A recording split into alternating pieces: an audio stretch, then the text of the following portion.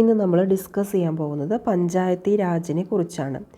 പഞ്ചായത്തി രാജിനെ കുറിച്ച് പ്രതിപാദിക്കുന്ന ഭരണഘടനാ വകുപ്പ് ആർട്ടിക്കിൾ 243. പഞ്ചായത്തി രാജിനെ കുറിച്ച് പ്രതിപാദിക്കുന്ന ഭരണഘടനാ വകുപ്പ് ആർട്ടിക്കിൾ 243.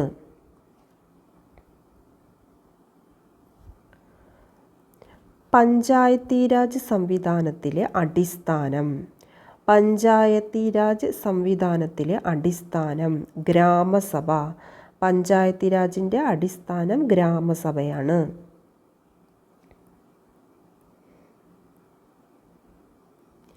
ഇന്ത്യയിൽ പഞ്ചായത്തി രാജ് സംവിധാനം നിലവിൽ വന്ന ആദ്യ സംസ്ഥാനം രാജസ്ഥാൻ. ഇന്ത്യയിൽ പഞ്ചായത്തി രാജ് സംവിധാനം നിലവിൽ വന്ന ആദ്യ സംസ്ഥാനം രാജസ്ഥാൻ.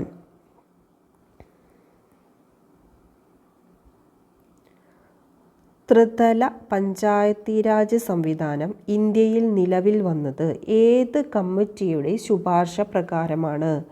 ത്രിതല പഞ്ചായത്തി രാജ് സംവിധാനം ഇന്ത്യയിൽ നിലവിൽ വന്നത് ഏത് കമ്മിറ്റിയുടെ ശുപാർശ പ്രകാരമാണ്? ബൽവന്ത് റായ് മേത്ത കമ്മീഷൻ. ബൽവന്ത് റായ് മേത്ത കമ്മീഷൻ. ത്രിതല പഞ്ചായത്തി രാജ് സംവിധാനം നിലവിൽ വന്നത് ഏത് കമ്മിറ്റിയുടെ ശുപാർശ പ്രകാരമാണ്? ബൽവന്ത് റായ് മേത്ത കമ്മീഷൻ. ദേശീയ പഞ്ചായത്തി രാജ് ദിനം. ദേശീയ പഞ്ചായത്തി രാജ് ദിനം ഏപ്രിൽ 24. ദേശീയ പഞ്ചായത്തി രാജ് ദിനം ഏപ്രിൽ 24. പഞ്ചായത്തി രാജിന് ഭരണഘടനാ സാധുത നൽകണമെന്ന് ശുപാർശ ചെയ്ത കമ്മിറ്റി. പഞ്ചായത്തി രാജിന് ഭരണഘടനാ സാധുത നൽകണമെന്ന് ശുപാർശ ചെയ്ത committee LM Singhvi committee. LM Singhvi committee. Panchayati രാജിന് ഭരണഘടനാ സാധുത നൽകണമെന്ന് ശുപാർശ ചെയ്ത committee LM Singhvi committee.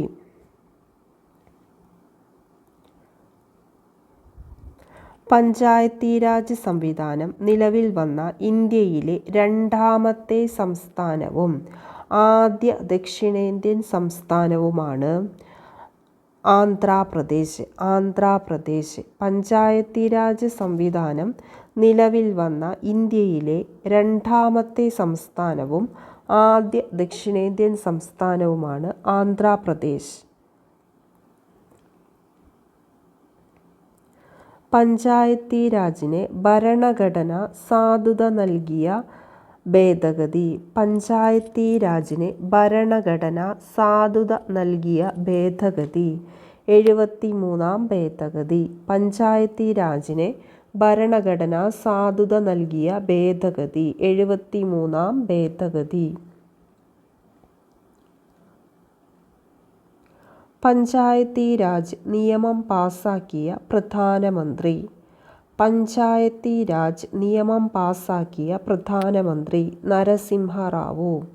Panchayati Raj നിയമം പാസാക്കിയ പ്രധാനമന്ത്രി നരസിംഹ റാവു. ഗ്രാമസ്വരാജ് എന്ന പദം ആദ്യമായി ഉപയോഗിച്ചത്. ഗ്രാമസ്വരാജ് എന്ന പദം ആദ്യമായി ഉപയോഗിച്ചത് മഹാത്മാഗാന്ധി.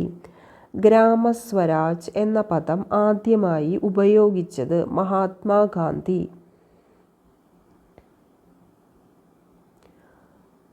പഞ്ചായത്തി രാജ് നിയമം നിലവിൽ വന്നത്. പഞ്ചായത്തി രാജ് നിയമം നിലവിൽ വന്നത് 1993 ഏപ്രിൽ 24. പഞ്ചായത്തി രാജ് നിയമം നിലവിൽ വന്നത് 1993 ഏപ്രിൽ 24. ഇന്ത്യയിൽ തദ്ദേശ സ്വയംഭരണ സ്ഥാപനങ്ങളുടെ പിതാവ് എന്നറിയപ്പെടുന്നത്. ഇന്ത്യയിൽ തദ്ദേശ സ്വയംഭരണ സ്ഥാപനങ്ങളുടെ പിതാവ് എന്ന് അറിയപ്പെടുന്നത് റിപ്പൺ പ്രഭു. ഇന്ത്യയിൽ തദ്ദേശ സ്വയംഭരണ സ്ഥാപനങ്ങളുടെ പിതാവ് എന്നറിയപ്പെടുന്നത് റിപ്പൺ പ്രഭു. അശോക് മേത്ത കമ്മിറ്റിയിൽ അംഗമായിരുന്ന മലയാളി. അശോക് മേത്ത കമ്മിറ്റിയിൽ അംഗമായിരുന്ന മലയാളി.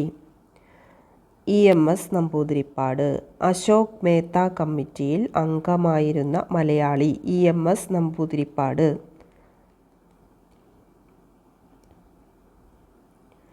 മണ്ഡൽ പഞ്ചായത്ത് എന്ന ആശയം അവതരിപ്പിച്ച കമ്മിറ്റി. മണ്ഡൽ പഞ്ചായത്ത് എന്ന ആശയം അവതരിപ്പിച്ച committee. Ashok Mehta commission. Ashok Mehta commission.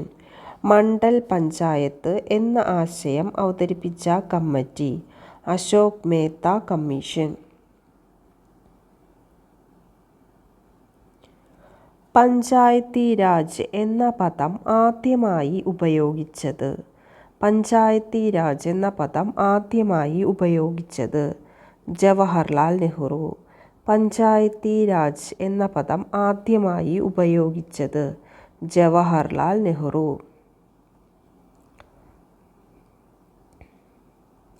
Panchayati Raj ഉൾപ്പെടുന്ന ലിസ്റ്റ്. പഞ്ചായത്തി രാജ് ഉൾപ്പെടുന്ന list state list. Panchayati Raj ഉൾപ്പെടുന്ന ലിസ്റ്റ് സ്റ്റേറ്റ് ലിസ്റ്റ്. പഞ്ചായത്തി രാജുകളുടെ അധികാരം ഉൾപ്പെടുത്തിയിരിക്കുന്ന പട്ടിക. പഞ്ചായത്തി രാജിൻ്റെ അധികാരം ഉൾപ്പെടുത്തിയിരിക്കുന്ന പട്ടിക 11. പഞ്ചായത്തി രാജിൻ്റെ അധികാരം ഉൾപ്പെടുത്തിയിരിക്കുന്ന പട്ടിക 11. തദ്ദേശ സ്വയംഭരണ സ്ഥാപനങ്ങളിലേക്ക് മത്സരിക്കാൻ വേണ്ട കുറഞ്ഞ പ്രായം. തദ്ദേശ സ്വയംഭരണ സ്ഥാപനങ്ങളിലേക്ക് മത്സരിക്കാൻ വേണ്ട കുറഞ്ഞ പ്രായം 21 വയസ്സ്. തദ്ദേശ സ്വയംഭരണ സ്ഥാപനങ്ങളിലേക്ക് മത്സരിക്കാൻ വേണ്ട കുറഞ്ഞ പ്രായം 21 വയസ്സ്. കേരളത്തിലെ അധികാര വികേന്ദ്രീകരണത്തെക്കുറിച്ച് പഠിക്കാൻ നിയമിച്ച കമ്മിറ്റി. കേരളത്തിലെ അധികാര വികേന്ദ്രീകരണത്തെക്കുറിച്ച് പഠിക്കാൻ നിയമിക്കപ്പെട്ട committee Sen committee. Sen committee. കേരളത്തിലെ അധികാര വികേന്ദ്രീകരണത്തെക്കുറിച്ച് പഠിക്കാൻ നിയമിച്ച കമ്മിറ്റി സെൻ കമ്മിറ്റി. 1988 പഞ്ചായത്തി രാജുമായി ബന്ധപ്പെട്ട് നിലവിൽ വന്ന കമ്മീഷൻ. 1988 പഞ്ചായത്തി രാജുമായി ബന്ധപ്പെട്ട് നിലവിൽ വന്ന commission PK Thungon commission. PK Thungon commission. 1988 Panchayati രാജുമായി ബന്ധപ്പെട്ട് നിലവിൽ വന്ന commission PK Thungon commission. Panchayati Raj സംവിധാനത്തിന് ഉണ്ടായ പരാജയ കാരണങ്ങളെക്കുറിച്ച് പഠിക്കാൻ 1964 നിയോഗിച്ച കമ്മീഷൻ. രാജസ്ഥാനിലെ പഞ്ചായത്തി രാജ് സംവിധാനത്തിന് ഉണ്ടായ പരാജയ കാരണങ്ങളെക്കുറിച്ച് പഠിക്കാൻ 1964 രൂപീകരിച്ച കമ്മീഷനാണ് സാദിഖ് അലി കമ്മീഷൻ. സാദിഖ് അലി കമ്മീഷൻ. രാജസ്ഥാനിലെ പഞ്ചായത്തി രാജ് സംവിധാനത്തിനുണ്ടായ പരാജയ കാരണങ്ങളെക്കുറിച്ച് പഠിക്കാൻ 1964 നിയോഗിച്ച കമ്മീഷൻ സാദിഖ് അലി കമ്മീഷൻ. പഞ്ചായത്തുകളുടെ രൂപീകരണത്തെക്കുറിച്ച് പ്രതിപാദിക്കുന്ന ഭരണഘടനാ വകുപ്പ്. പഞ്ചായത്തുകളുടെ രൂപീകരണത്തെക്കുറിച്ച് പ്രതിപാദിക്കുന്ന ഭരണഘടനാ വകുപ്പ്. ആർട്ടിക്കിൾ 40. ആർട്ടിക്കിൾ 40 ആണ് പഞ്ചായത്തുകളുടെ രൂപീകരണത്തെക്കുറിച്ച് പ്രതിപാദിക്കുന്ന ഭരണഘടനാ വകുപ്പ്.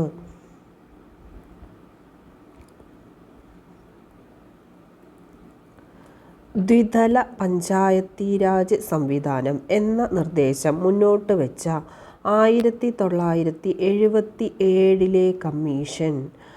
ദ്വിതല പഞ്ചായത്തി രാജ്. ദ്വിതല പഞ്ചായത്തി രാജ് സംവിധാനം എന്ന നിർദ്ദേശം മുന്നോട്ട് വെച്ച 1977 കമ്മീഷനാണ് അശോക് മേത്ത കമ്മീഷൻ. അശോക് മേത്ത കമ്മീഷൻ 1977 രൂപം കൊണ്ട കമ്മീഷനാണ് അശോക് മേത്ത കമ്മീഷൻ. ഇന്ത്യയിലെ തദ്ദേശ സ്വയംഭരണ വകുപ്പിൻ്റെ ഉന്നമനത്തിനായി പഠനം നടത്തി നിർദ്ദേശങ്ങൾ നൽകാൻ ജനതാ ഗവൺമെൻറ് നിയോഗിച്ച കമ്മീഷനാണ്. ജനതാ ഗവൺമെൻറ്റാണ് ഈ കമ്മീഷനെ നിയോഗിച്ചത്. ജനതാ ഗവൺമെൻറ് നിയോഗിച്ച കമ്മീഷനാണ് അശോക് മേത്ത കമ്മീഷൻ. 1977 ഈ കമ്മീഷനെ നിയോഗിച്ചത്. ഗ്രാമസഭ വിളിച്ചുകൂട്ടുന്നത് ward member, panchayat president, MLA, councillor. ഗ്രാമസഭ വിളിച്ചുകൂട്ടുന്നത് വാർഡ് മെമ്പറാണ്. ഗ്രാമസഭ വിളിച്ചുകൂട്ടുന്നത് വാർഡ് മെമ്പറാണ്. പഞ്ചായത്തി രാജ് സംവിധാനങ്ങൾക്ക് ഭരണഘടനാ പദവി നൽകുന്നതിനു വേണ്ടി ഭരണഘടനാ ഭേദഗതി ബില്ലിൻ്റെ കരട് തയ്യാറാക്കിയ 1988 രൂപം കൊണ്ട കമ്മീഷൻ. 1988 രൂപം കൊണ്ട കമ്മീഷൻ ഏതാണ്? ഗാഡ്ഗിൽ കമ്മീഷൻ. മാധവ് ഗാഡ്ഗിൽ കമ്മീഷനാണ്. ഗാഡ്ഗിൽ കമ്മീഷനാണ് 1988 രൂപം കൊണ്ടത്. പഞ്ചായത്തി രാജ് സംവിധാനങ്ങൾ എങ്ങനെ കാര്യക്ഷമമായി നടപ്പിലാക്കാമെന്നതിനെക്കുറിച്ച് അന്വേഷിച്ച കമ്മീഷനും ഗാഡ്ഗിൽ കമ്മീഷനാണ്. ഭരണഘടനാ പദവി നൽകുന്നതിന് ഭരണഘടനാ ഭേദഗതി ബില്ലിൻ്റെ കരട് തയ്യാറാക്കിയത് ഗാഡ്ഗിൽ കമ്മിറ്റിയുടെ ശുപാർശയുടെ അടിസ്ഥാനത്തിലാണ്.